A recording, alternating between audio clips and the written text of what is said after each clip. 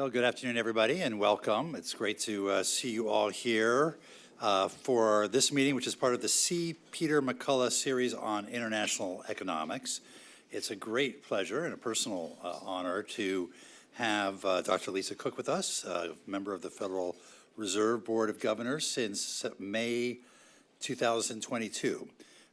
Before that, she was a professor of economics and international relations at Michigan State University, among other places, and served as a senior economist. So we worked together when she was a senior economist at the Council of Economic Advisors between 2011 and 2012. We're joined today by people not only in this room, but on Zoom. It's a hybrid meeting. Dr. Cook, Governor Cook is going to give some remarks, and then she and I will engage in a conversation, and we will open it up for questions, and it's all on the record. Yes, come on up, Dr. Cook. Thank you.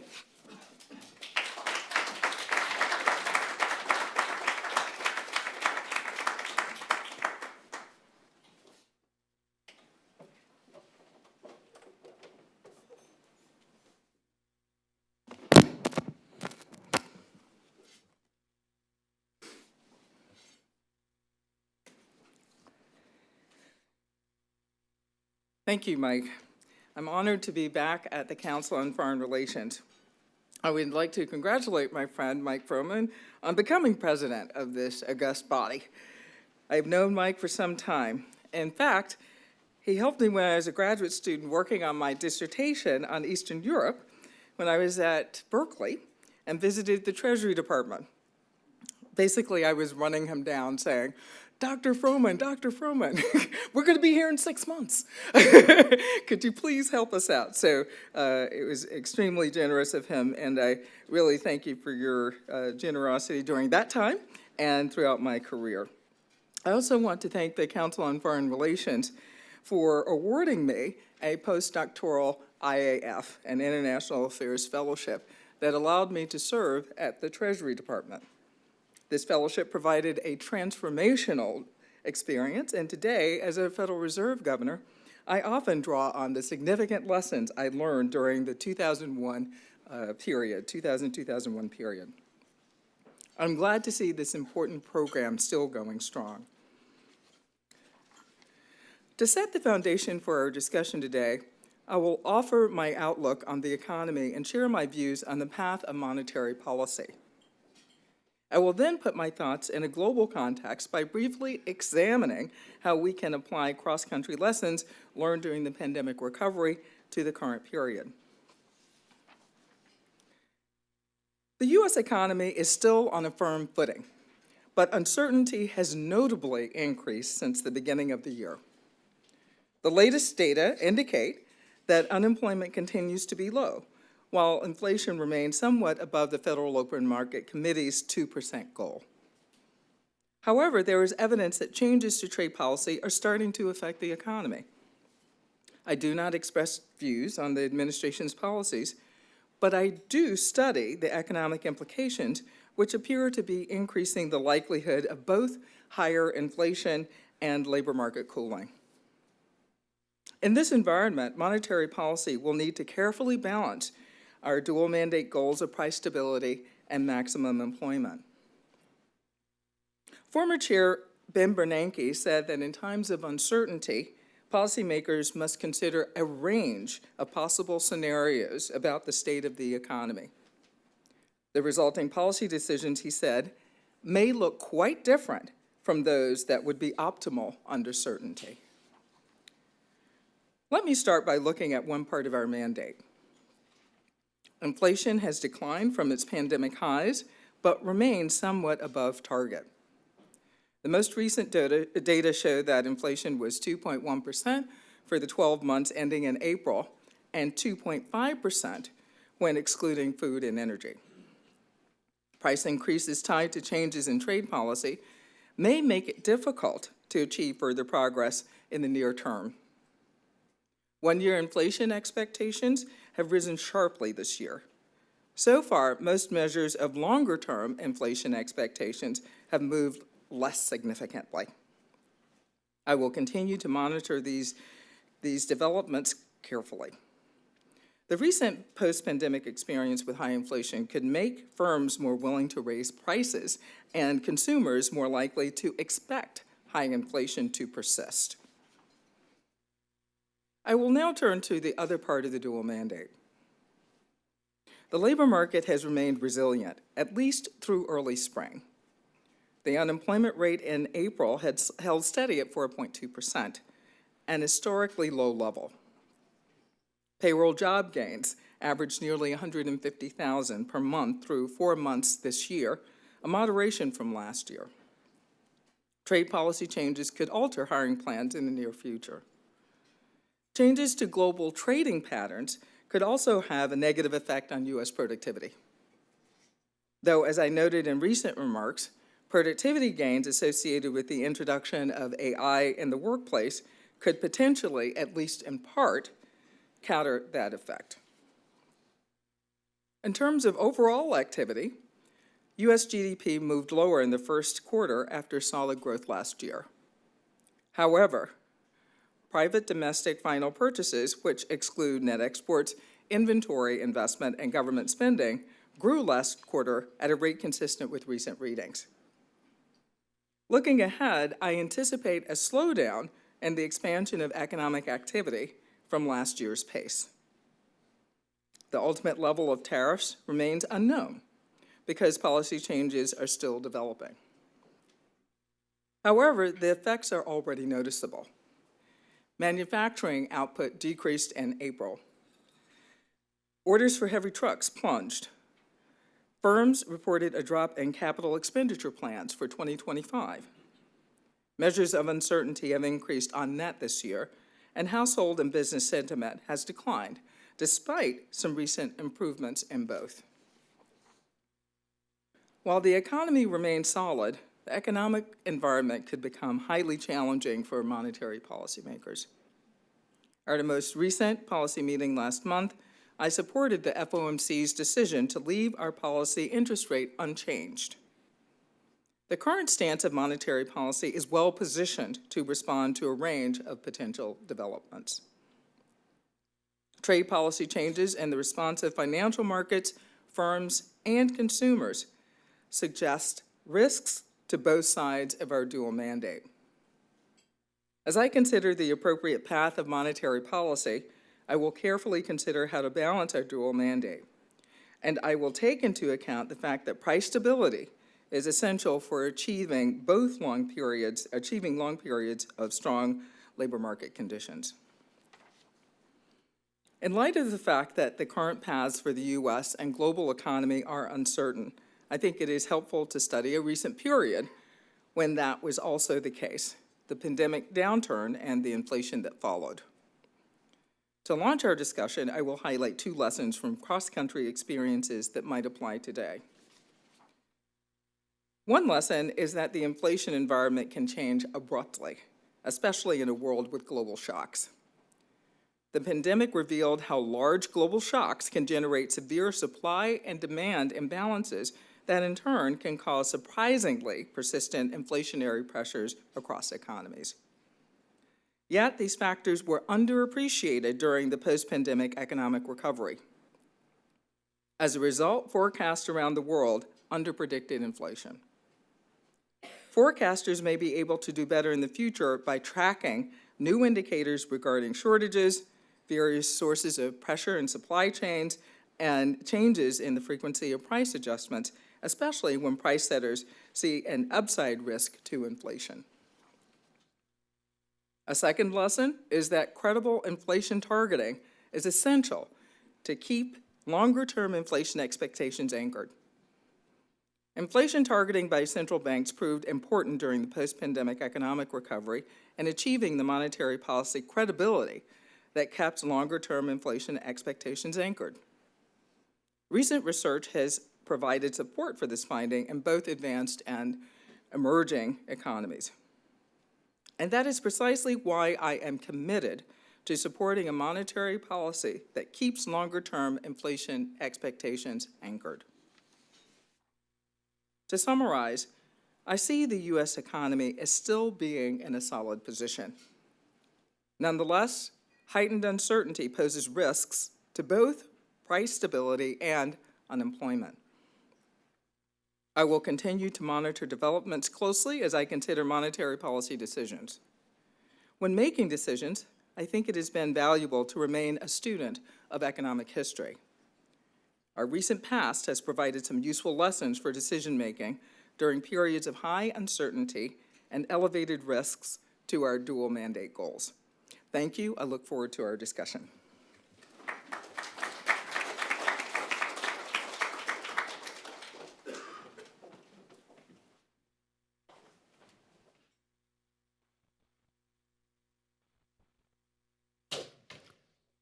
Terrific. Thank you so much.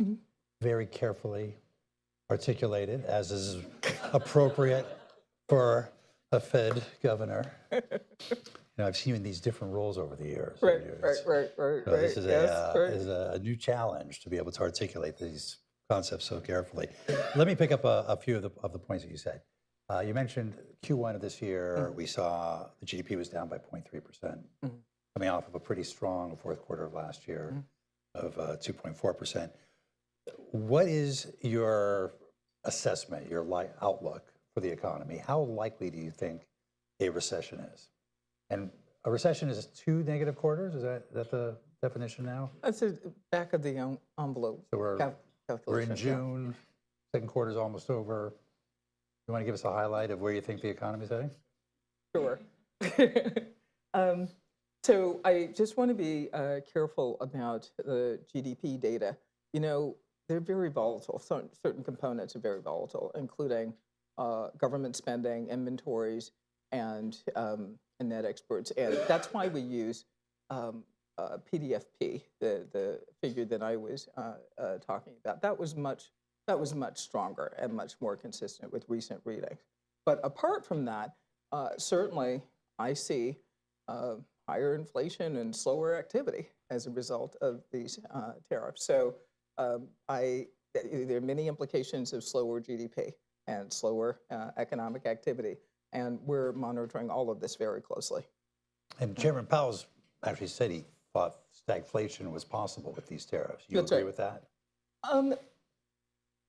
Yes. I also agree that forecasters have, at the beginning of the year, increased their probabilities of recession, and then they've come down since. But you know, that's been moderate in some cases and more dramatic in others. Say the Bloomberg survey of economists went from 25% to 45% to around 40%.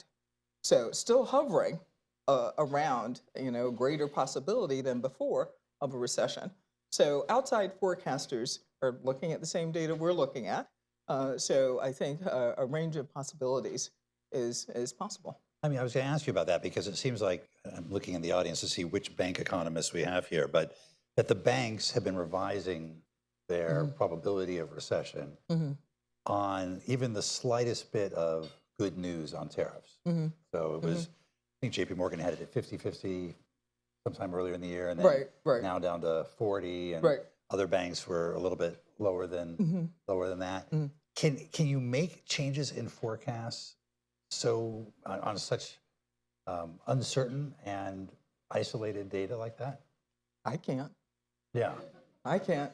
Like, my head is spinning.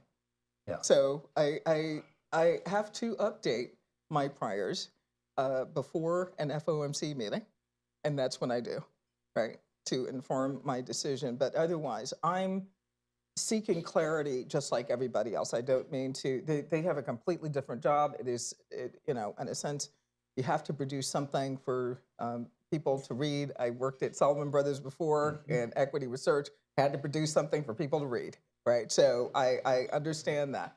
But I and take into account the thoughtfulness, right? But I am very reluctant to change my priors based on one set of data. We take into account the totality of data at any given point. So that's what I will continue to do. You mentioned in your remarks that tariffs were having an effect on the Fed's dual mandate to maximize employment, to maintain price stability. Isn't that kind of the nightmare scenario that you've got pressure for increased inflation and for sustained inflation and downward pressure on employment. How is the Fed thinking about the impact of tariffs on its dual mandate? Well, I think that we are probably thinking similarly with respect to higher inflation and slower economic activity. I think that was in the statement. But I think we may have different scenarios in mind, which kinds of tariffs would have what kind of effect, the economic implications, the incidents. I mean, there's a lot that we don't know. So yes, you're right. This is a very challenging situation. And since I've been here, so for 3 years, we have dealt with largely one part of the dual mandate at a time. Right. So rarely unemployment. When I got there, certainly the pandemic was in recovery, so we didn't have the large unemployment numbers that we had at the height of the pandemic, but we did see inflation kicking up. So we were able to address that, and inflation targeting was very good for that. But we didn't have this tension that seems to be arising between the two sides of our dual mandate. The coming days, the coming weeks, the coming months are going to be challenging. That's absolutely right. But we have to see how the tariffs play out, the incidence, the speed, the scope, all of it. We have to see how all of it plays out. And would you expect the tariffs to the impact of the tariffs to be transmitted largely through consumer sentiment or investor and corporate decisions about whether to expand, or where would you be looking for data on the impact of the tariffs? No, that's a good question. So we look in several places. We listen to earnings calls, just like everybody else, right? So hear how CEOs are thinking about investment. Listen to investors and how they are thinking about investment. We listen to consumers, and that is through consumer sentiment surveys. And we consult a broad range of them. And typically there's this distinction made between hard and soft data. The soft data that is survey-based, hard data, official data, often backward-looking. I don't think that delineation is particularly useful, because in some of the business sentiment surveys, for example, there's actual information being asked of, say, purchasing managers, say the ISM Purchasing Managers Index. How many orders did you place? Right? These are hard data. That's hard right? data. That's hard data. So I think we should be really careful about relegating everything to sentiment and how businesses and consumers feel when we're actually asking them for hard data. But we're going to keep watching a number of different surveys, and the surveys aren't always uniform. The University of Michigan survey is very pessimistic on the consumer side. The New York Fed survey of consumers is a little bit more optimistic, but still declined from earlier this year. As a former professor at Michigan State, are you allowed to use the University of Michigan data? Can't we all just get along? Yeah, exactly. The Fed's beige book, the most recent beige book, used the term uncertainty 45 times. Most times in, as far as we can tell, that's right, in history. That's right. Yeah. So the challenge you were pointing to before of having to deal with both parts of the dual mandate, which has been unusual in the recent past, added on top of that the uncertainty about policymaking. Right. And where, in fact, the policy is heading. How, when you're sitting around that big, beautiful table at the Fed with all the other governors, how do you guys talk about uncertainty and how to incorporate uncertainty as a factor into your decision making? There's always some uncertainty. No, that's right. In the world. That's There's right. never That's right. 100% That's certain, right. But this is at a whole new level now. That's right. That's right. We had unprecedented mentions of uncertainty in the past two beige books. So this is another level, and this is why we incorporated uncertainty and line about uncertainty into the previous FOMC statement, not the most recent one, but the previous one. This is another level. But I talked about you and I meeting during the time that I was working on Russia, Russia. and I sort of cut my teeth working in an environment under uncertainty in the 1990s in Russia, right? So that's a level of uncertainty that I wouldn't wish on any economy, but here we are, right? So it's difficult to make decisions, but the first thing I do is look to the literature, and that's what I was doing before I started writing my dissertation. Uncertainty is a tax. It is a tax. It is a tax on businesses. They can't plan. They don't know how to invest in this environment, and it keeps changing. So if, this is it's difficult for consumers. I mean, if they're bringing forward purchases that they may have made later when the optimal time to buy was maybe in December and they bought things in now, May, April, that's not optimal. So I think that when I am talking about uncertainty, I'm typically talking about the recent experience that we've had, uncertainty during the pandemic, uncertainty in other environments. We have to keep our focus on the dual mandate, and we have to not look through the uncertainty, but be aware of it and try to figure out how to make monetary policy in that environment, which is why I voted to not change the Fed funds rate during the last meeting, like my colleagues did. Let's talk about the pandemic. You've written about the lessons of COVID and synchronicity among the major economies of the world. It was a remarkable instance where everybody was going through the same thing at the same time. Right. Must have been a great time to be a central banker. You're all on the same page. You're all trying to do the same things. Now we're sort of in different places. The United States from several of the other countries. How does that challenge manifest itself for the central banks? When you get together with your fellow governors, other central banks, how do you think through what the differences, how to manage the differences between what's going on in one economy versus another? I think I have two answers to that question. First, we're all seeking clarity, and we all are doing scenario planning, right? So I think in that sense, there is a common feature with respect to central bank policy. But our initial conditions are going to be different. So first of all, our mandates are different. Most, at least in advanced economies, have a single mandate, which is inflation. They consider unemployment, but they don't have a dual mandate like we do. So that's one initial condition that's different. The other is that the tariffs that are being imposed will be more of a supply shock for us and a demand shock for the rest of the world. So, if you are thinking about a reaction function, they're going to have a different reaction function, even with their different mandate. So when we're sitting around, we are all looking for clarity and thinking about the different ways in which tariffs could manifest themselves and the economic implications of those tariffs. So that's what we're thinking about when we're talking. And are the forums that one used to rely on for international economic cooperation, the G7, the G20, are they still useful forums for doing this? Or without the U.S. playing a leadership role, maybe the U.S. is playing a leadership role, still knows, is there a lack of center to the system to help the bankers work more closely with each other?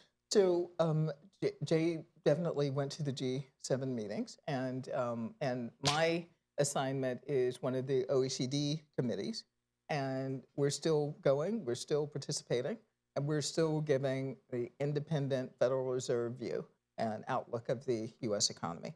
So we're still participating and we're still engaged. Yeah. And are there other mechanisms that have grown up to sort of substitute for what's needed, either in terms of regulatory cooperation or other areas? That I'm not aware of. I'm not aware. This is interesting. We had all the military chiefs here a couple weeks ago, right, in Washington. And we asked them about how alliances were doing. And their answer was pretty much the same, that whatever's going on at the political level, military to military, everything's the same. We're still doing the same exercises. As you would say the same thing about the way the central banks have been coordinating with each other and the finance ministries? That's been my observation. Yes. Yeah. Right. Let's talk a little bit more about the U.S. economy, perhaps two pieces of it. One is you recently gave a really interesting speech at was Hoover or Stanford on artificial intelligence, Yeah, potential implications for artificial intelligence for the economy. Is this going to be our savior when it comes to productivity? Is this going to, whatever the other problems are in the economy, was going to be such a great move upward in productivity because of AI? We're not going to have to worry about our fiscal situation, our debt situation.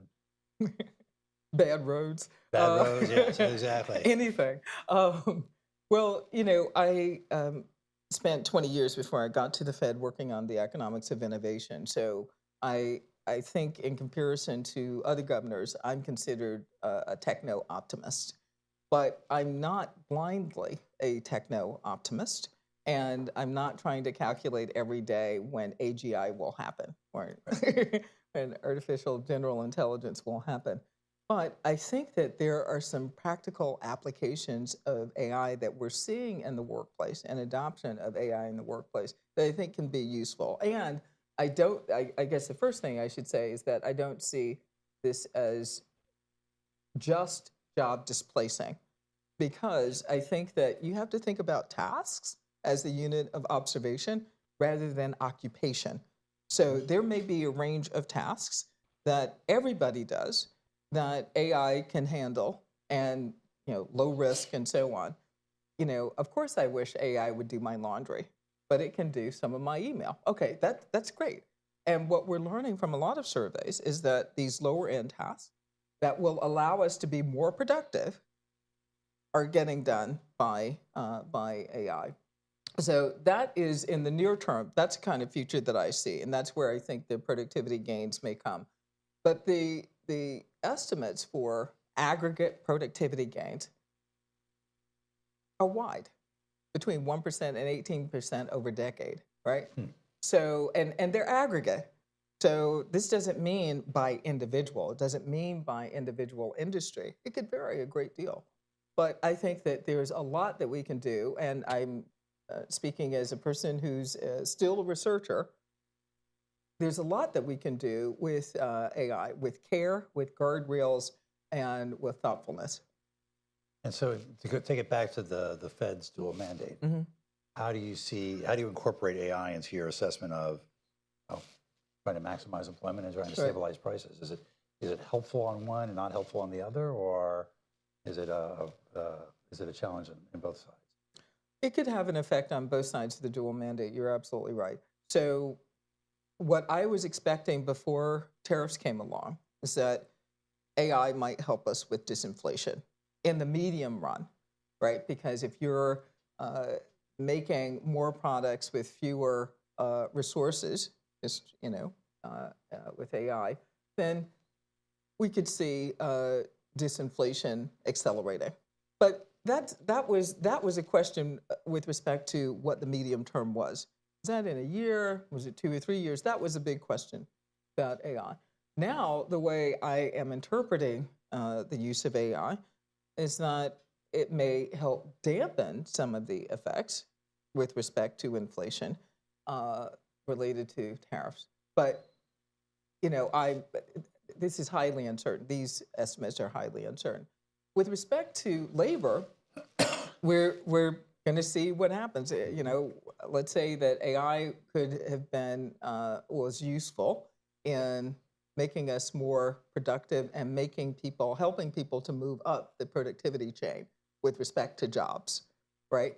But that was helped by immigration, right? So if you have people coming in at the lower end, immigrants coming in at the lower end, such that people could take advantage of higher productivity jobs, then that efficiency may be compromised by new immigration policy. So we have to wait and see. We have to wait and see. So on both sides, we have to wait and see. But I think that for me, the main takeaway with respect to the labor market is that it is not automatically job displacing. As you mentioned, innovation has been something you've been very much focused on the last couple of decades. This administration has taken a particular approach to research and development funding, NIH, NSF, universities. How do you see this affecting the long-term innovation ecosystem and competitiveness of the U.S. economy? I think this is very, very serious, and I think we're thinking about the dual mandate.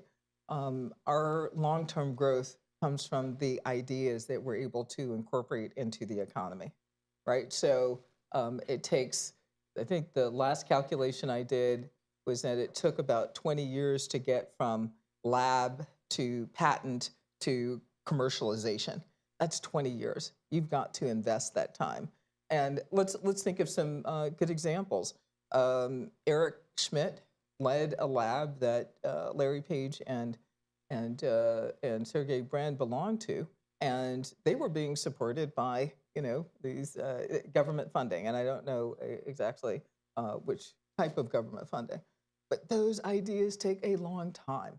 You have to invest in graduate students, have to invest in labs, have to invest in universities. But again, these policies have not yet. Well, let's say that the outcomes are still uncertain. So I will reserve judgment. Word again. I know. Even I use it too many times. That's probably right. But I think this is something that we should really be careful about. All right. Before I open it up to the audience, you've now been governor 3 years. Mm-hmm. You worked at the Council of Economic Advisors at the White House. You worked at the Treasury Department, which is the best institution. And which job did you like best? And what have you found most surprising about being a Federal Reserve governor? Most surprising is that I learned something new every day. And having taught macro for more than 20 years, I am surprised that I'm learning something new every day. But I think this is Ben Bernanke's comment as he was walking out of the door, that he learned something new every day. So I am, remain curious and remain grateful for this job. And I would just say, because I am at a certain stage, I think that the Fed job is the best. There you go. All right. We won't tell Treasury or CEO. Right, exactly. Let's open it up to the floor. Yes. Hi, Dante Disparte. Thank you. Thank you, Mike. And Governor, as a technology optimist at the Fed, I'm curious if you could comment on some of the tensions central banks around the world have felt, including the Fed, around to what degree does the Fed innovate, for example, in the payment system. The United States wasn't spared the to CBDC or not to CBDC question, central bank digital currencies for the audience. I'm just curious about that mandate as well of the Fed as a provider of either first or last resort in the payment system, in the banking system, and that innovation agenda that's been very real for the Fed here in the US. Questioners should identify themselves. Yes, Dante Disparte with Circle. Thank you. With Circle. Circle. With which is a Circle. Okay. a major stable Thank coin. you for having him clarify. Okay. So first I want to say that at the Fed, our experimentation with AI is very limited and very careful. We have sandboxes, and we're doing this with a lot of guardrails. Now, we can see, just as many can, that AI can, for example, increase vulnerabilities with respect to, say, cybersecurity and fraud. And this is something that, of course, we're interested in, and as chair of the Committee on Financial Stability, I'm really interested in. So I think that we're experimenting ourselves in a very deliberate way, but the extent to which we can innovate, as you know, depends on regulation, and that is being worked out now. So let's talk again in 6 months or a year. Let's go to an online question, and then we'll come back to the room. We will take our next question from Tara Hariharan. Thank you so much. My name is Tara Hariharan. I work at NWI, a hedge fund based in New York. Dr. Cook, thank you so much for your comments. Let me ask you this. as a financial market participant, I've noticed that we in the markets are purely focused either on whether the Fed will hold rates or maybe cut rates in coming months. But should we be considering the possibility that the Fed might even find itself in a position where it needs to hike? And I ask you this because, as you also pointed out, we are watching inflation and inflation expectations closely. And one of the subjects that did not come up today, although I know you may be limited in how much you would want to talk about it, is the expansionary nature of the U.S. fiscal, and whether the big beautiful bill, may be expansionary enough that it's inflationary and further, you could say, complicate Fed calculus. So I just wanted to ask you to just opine on a possible scenario where the Fed might actually have to hike instead of cut. Thank you. Thank you for your question. We have to be open to all possibilities. We don't know how tariffs are going to play out. So, all of those scenarios could be possible. One could imagine those scenarios of cutting, staying, or hiking happening. And we certainly saw in the past that during the last round of tariffs that the Fed cut, but initial conditions matter. You'll recall that we had 1.6% core PCE inflation in 2019 when we were cutting before, and it had been 1.6 for the 5 years prior. So you can't. This is a different situation. It's much higher now, 2.5% now. The initial conditions matter, and we take into account the totality of data before we walk into an FOMC meeting. So we'll make that decision at that time. Certainly can't prejudge what I will do, and certainly can't prejudge what my colleagues on FOMC will do. Is here? Yes, Andrew.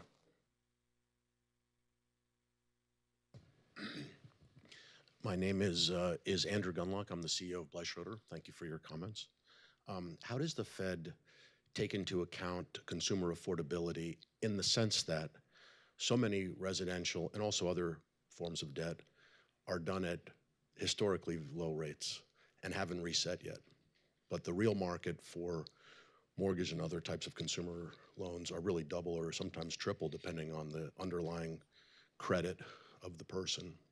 Hasn't shown up in any of the data, but you can feel it in the behavioral characteristics of that you see in the economy. I'm just curious how you take that into effect as a forward-looking indicator. Thank you.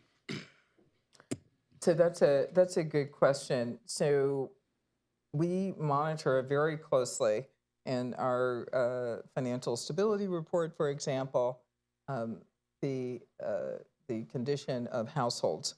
And certainly we've seen LMI households more stretched than others. So we see auto delinquencies climbing. We see, and this has been happening for some time. And the same is true for credit card delinquencies. One thing that I am reading about is delinquencies and BNPL, buy now, pay later, which I thought was happening, but we don't have as good data on BNPL. And we're learning that many students are delinquent on their student loans, right? So student loan repayment.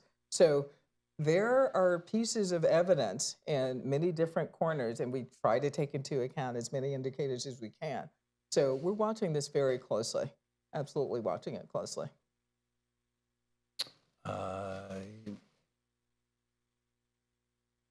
There you go, right there, and I'll come over here. Arthur Rubin with Sumitomo Mitsui Bank. Purported sightings of bond vigilantes seem to be ebbing and flowing roughly in line with the volatility of rates. I wonder, how concerned are you and your colleagues that bond vigilantes could really push up the long end of the curve despite what the Fed is doing at the front end? So as the chair of the Committee on Financial Stability at the board, I am always concerned about activity in bond markets and all markets, and I'm concerned about market functioning. So on April 7th, we saw problems with liquidity, stressed but not dysfunctional. So the bond market, like other markets, seem to be resilient. Have no idea what's going to happen in the future. Have no idea. But I would say that we have our eyes on this, market functioning in general. We've written quite a bit since 2019 about liquidity challenges in the bond market and the treasury market. Let me be specific. So this is something that we've been monitoring for some time and will continue to monitor closely. Yes, right here in front. Microphone. Thank you. Nisa Abu of Pace University. As you would know, the Fed's reaction function is designed to offset demand shocks, not supply shocks, as is currently the case with tariffs. As your colleague Austin Goolsbee has said, the Fed can respond to many situations but cannot prepare breakfast. So what would you do under these supply shock conditions? He said we can't prepare breakfast. That's correct. Austin has always had a way with words. Tell him to speak for himself. I used to have a cooking school. I founded a cooking school called the Cook School, so I can do that. But to your point, yes, our tools are more designed to address issues related to aggregate demand. That's absolutely right. But we can't ignore what might happen or what is happening with respect to supply disruptions, as was the case at the peak of the pandemic. So we remain prepared. We watch very closely to see what those effects might be if there are inflationary pressures that might build up, for example, due to supply conditions. So we're watching all of it very closely. Let's go online for our next question. We will take our next question from Beatrice Rangel. Thank you. My name is Beatrice Rangel. I am the managing director of AMLA Consulting, a firm that advises on business development matters in small and medium-sized enterprises in Miami, Florida. My question to you is, I would like you to imagine, just imagine, the possibility that we step into a world of universal 10% tariffs. How big would it be the boost to the global GDP if that happens?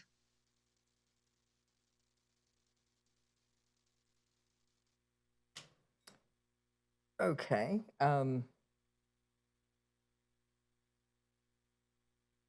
So this would be a better situation than exists right now, right? I mean, if this is universal tariffs for everyone, this is what I think I understood, 10% for everyone, for every country. Yeah, okay. as a baseline. As a baseline. So, you know, I don't want to comment on the taxes themselves, but certainly it seems to me that the more certainty and the more certainty, the better. This is policy uncertainty that is driving what we are thinking about with respect to higher inflation and lower economic activity. Personally, I'm really having a hard time thinking about what 10% across the board would do, but that would be better. That would be a better scenario. And if you're talking about monetary policy decisions and better or worse scenarios, this could be a better scenario for our dual mandate. But again, not commenting on the administration's policies. I'm commenting on the hypothetical situation that you posed in your question. Better because of greater certainty, not because the level is necessarily the 400% increase over what previously existed. So Right, right. So the uncertainty tax Yeah. that That I would be good. think is large would be reduced, and all the calculations that firms have to make and so on. So a better situation in some regards and possibly not in others. Right? Yes, right there in the center. Karen Chen, Chief Economist at Horizon Financial, also adjunct professor at New York University. So my question for Governor Cook is that since COVID, the Federal Reserve increased the balance sheet dramatically. And for the last 2 years, the balance sheet had come down quite substantially. So is there any plan going forward, target a certain area of kind of optimal size of a balance sheet, or you want to keep shrinking it until, let's say, before COVID level? Thank you.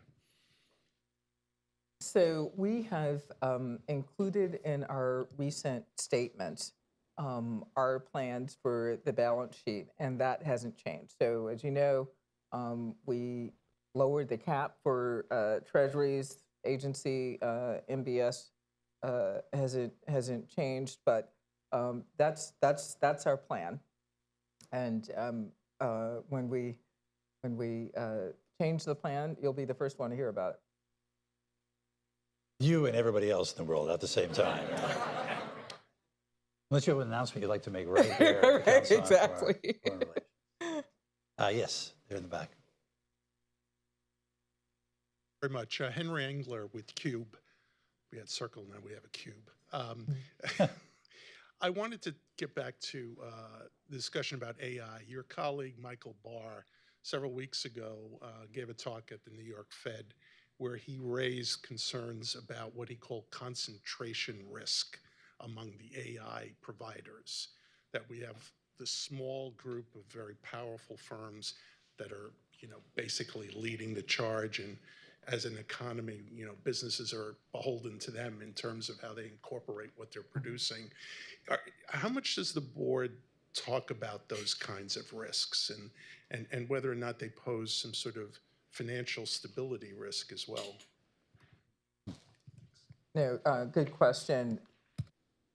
We talk about this a lot. So in the financial stability report, we've raised this, and certainly those in supervision and regulation have thought about it a lot, and they're acting on it, asking banks, making sure that banks understand the risks they're taking on, because their providers are often concentrated. And this is an even bigger problem for the smallest banks, because they're more reliant on these third-party providers. So we're constantly thinking about it, and that's part of our AI work. And we are thinking about the guardrails for everyone, not just for us, not just for the Federal Reserve System. Questions here? Can I raise an international issue? Oh, I'm sorry, go ahead. Here comes a for our virtual audience. I'm James Heimwitz, President Emeritus of China Institute. And I wanted to ask you a question about the way we're being asked to think about DEI at a national level. So you're a woman of color in a leadership position at the Fed. I want to know, does the Fed, are you in some way inoculated? How are you being asked to think about DEI at the Fed? And if you care to share with us, how has it had any impact on you at a personal level? That's a super good question.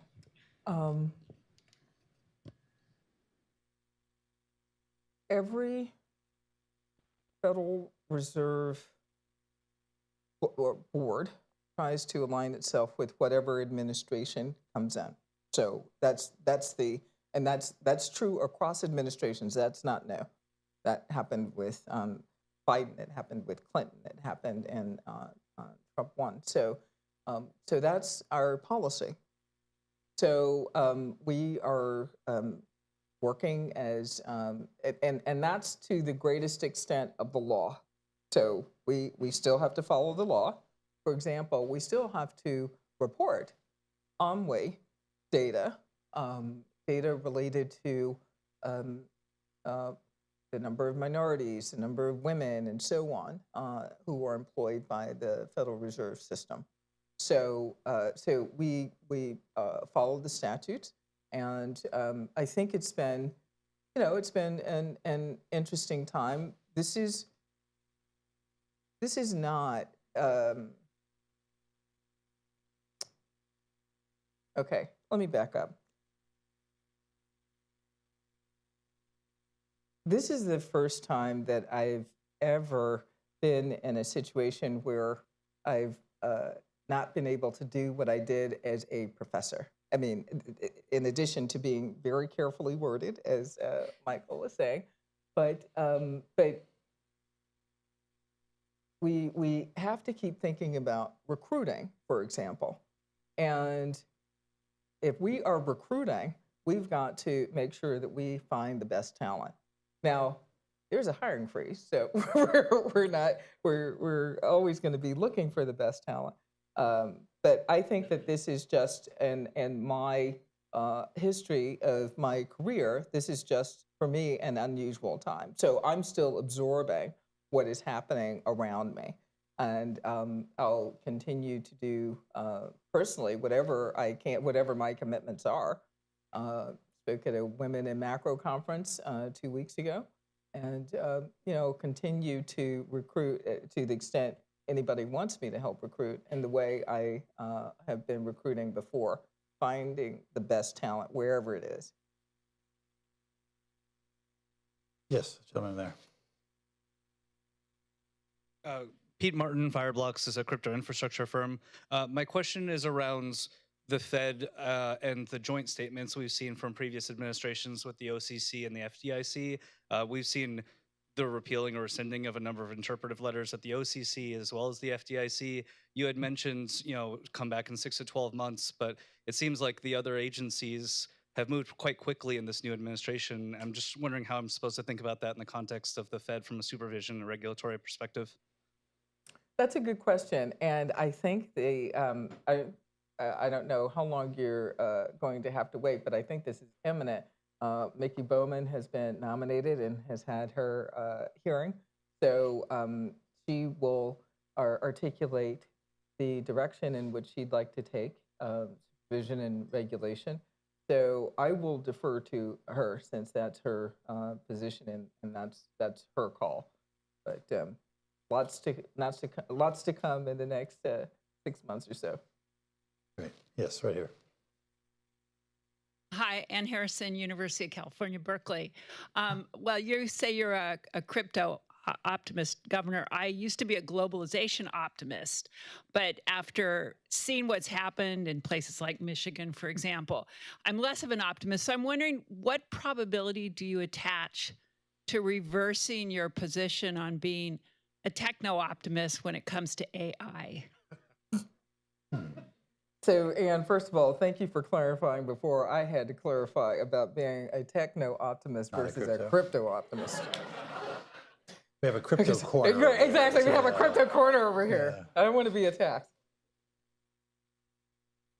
I would say that being a techno-optimist at the Fed is not being a techno-optimist out in the rest of the world. Right. This is from a very low base, which is why I find it funny. Everything's relative. Exactly. Which is why I find it very funny that I'm being called a techno-optimist. Right. So I would say that, I'm not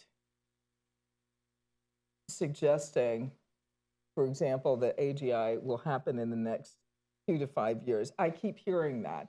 And my closest friends in the tech industry are saying not in my lifetime, right? So I'm a bit more skeptical. So when I experiment with AI at home on my own devices, not at the Fed, I run several different types of experiments.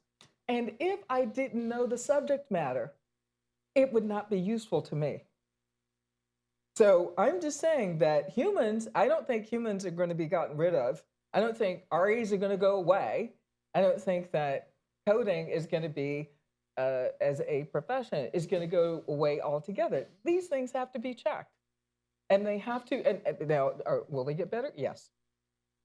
Agentic AI will help improve performance? Absolutely.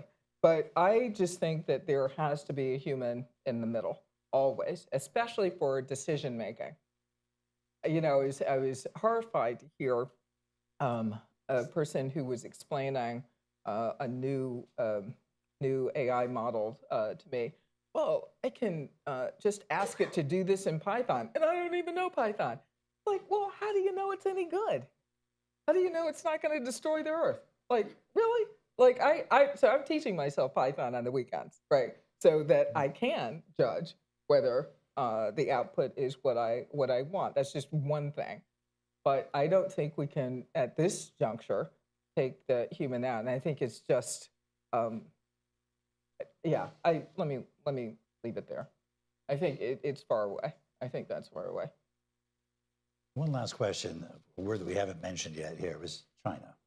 Go back to your days as an international economist, development economist.